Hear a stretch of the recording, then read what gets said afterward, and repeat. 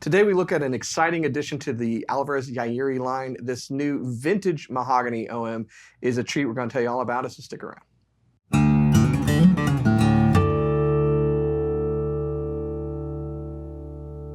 Hey, you're watching Alamo Music TV. My name is Chris McKee. I'm Cooper Greenberg. We're here with Alamo Music in San Antonio, Texas. You can find us on the web at alamomusic.com. If you're new to our channel, where have you been? Make sure you subscribe, turn on notifications, like our videos. If you want to support the channel, you can visit our spring store link below for custom swag. You can check out our podcast. It's called the Fretboard Confessional. You can buy stuff from us, which is always helpful. And we eat food. So, you want to send us food? We'll appreciate that too. But I digress. Today, it's all about the guitar. And this is a cool guitar that we saw at the NAMM show. Excited to finally get it in. It is a new Alvarez Yairi guitar that's done in a vintage mahogany. We're going to tell you about what they mean by that. And for 2024, there's also some changes that have taken place in the lineup, which is showcased in this guitar. So let's get into it. Yeah, some folks say Yairi, but then you should say sorry. It's Yairi. Because you should say Yairi if you hear me. Oh, that's you've been working on that. I was practicing that in my head over and over as you were talking, so I didn't quite hear what you said. This is the FYM66HD Honduran series from Yairi, made in Japan. Now we played these at NAMM. Yes, we played. We could actually hear these. I should say because St. Louis Music / Alvarez Yairi, all that stuff. They had a really nice booth. Yeah, they put us in a room where we could hear the guitar. Yeah, it was very cool. So this, if you remember, when some of the guys from Alvarez brought in a few guitars for us, this was like the first real one that we played. That had to have been like a year ago, a Yairi ago. And this was kind of the one that I think got us hooked on, like, these are super cool. And so going to the NAMM show, getting to see the rest of this series with the different top woods, different body shapes, all that different stuff. I'm just amped up about these guitars. We got another one in from them from the Masterworks series with single redwood top, rosewood back and sides. It's not all just the Honduran stuff, but the Honduran stuff is some of the most special because of the story behind it, which basically amounts to the fact that this is very, very old Honduran mahogany. Very old Honduran mahogany. So the story that we were told, and there's a happy benefit to this, but it's kind of funny in retrospect. It was very old stock of mahogany that was purchased, kind of forgotten about, and just kind of sat, aging, and getting all happy and special for us to eventually have guitars made out of. But it's very old growth.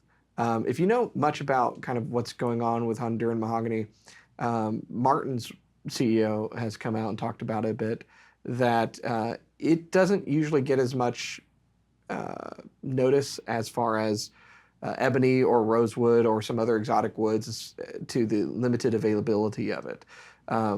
But it is limited availability. There's only so much of it. There's foresting practices that need to be followed, and like with a lot of trees, a lot of the old stuff is sometimes gone or you can't cut it down anymore, kind of a thing. And it made some really, really great guitars in the past. So to kind of have access to really old growth real Honduran mahogany is a pretty special thing. Yeah. And it's been cut and drying literally for decades.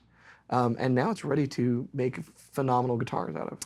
Yeah, these, I think, first off, when you look at an all-mahogany guitar in the market, you're most of the time in that $1,500 to $2,000 range. There's not a ton out there that's like, this is a premium all-mahogany guitar. Right. You got Martin options, Taylor options, Guild options. You got other stuff from all over the place. But in terms of what we carry, a lot of it follows the form of the 0015M. Satin finish guitar, really sparse, no binding most of the time. And it does it a disservice because it kind of equates that wood, not pairing, but just the wood top, back, and sides with sort of a mid-range to entry-level American acoustic. So when you have something like this that is Japanese-made, handmade, spoke-shaved necks, voiced tops. I mean, like everything on this guitar. It's done by hand. Yeah, it's done by hand. They're carving the bracing. They're carving the neck. They're voicing the tops and the backs. Yeah. Yeah. It's pretty wild, and with this quality of wood, nitro finish, and then like we talked about with some other Japanese guitars today, the aesthetic doesn't take away anything from the guitar itself. This is a really simply appointed guitar, and it's kind of got the stuff that we like from Alvarez Yairi, the direct couple bridge. Mm-hmm. Cool thing. We talked about that in a different video, but it's their own proprietary bridge design they've been doing since the 80s. I love a very minimal inlay just on the 12th. Goto 510s for your tuners, and then just like a really nice Ivoroid binding encasing the dark mahogany. Really, really pretty.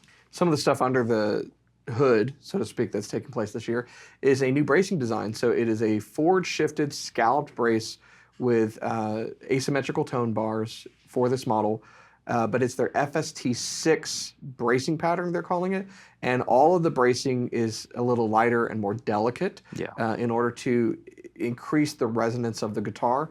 It's been noticeable playing these guitars. They really are just kind of phenomenal. Yeah. So like you said, there's wonderful simplistic elegance about the guitar, fantastic playability, the setup's great, and the tone is great. And the guitar is, is truly special in how it's built and the attention to detail. So, and it comes across in the sound.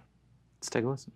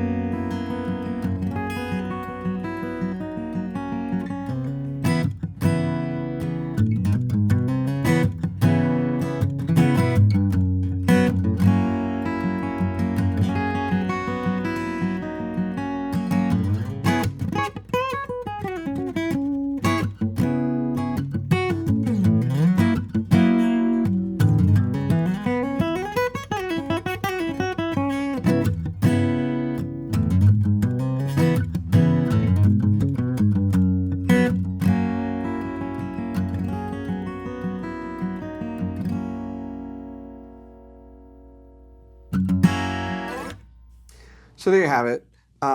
Fantastic guitar, really phenomenal. I think very special, and all things in consideration, fairly affordable. Yeah. So $29.99 for this one. Now this one does not come with a pickup. It is just acoustic.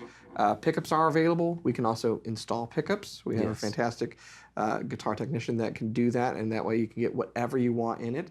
But this is a really great guitar. Who do you think it's for? I think it is, for sure, playing it, it would be an incredible recording guitar. Like for just I mean, that's kind of what I see it as, just sitting here. It's got the volume ceiling because it's mahogany top, but within that range, there's so much of a dynamic that you can play with, and using a really nice condenser mic, it's just perfect. I think singer-songwriter-wise, it's gonna be hard to beat this. It's been a while since we've done like a big, strong claim on something in a video. I'm gonna claim that I think this is the nicest all-mahogany guitar on the market. I will echo that claim. Going back to what you were saying earlier, manufacturers, probably based upon public sentiment, have backed away from really nice all-mahogany guitars.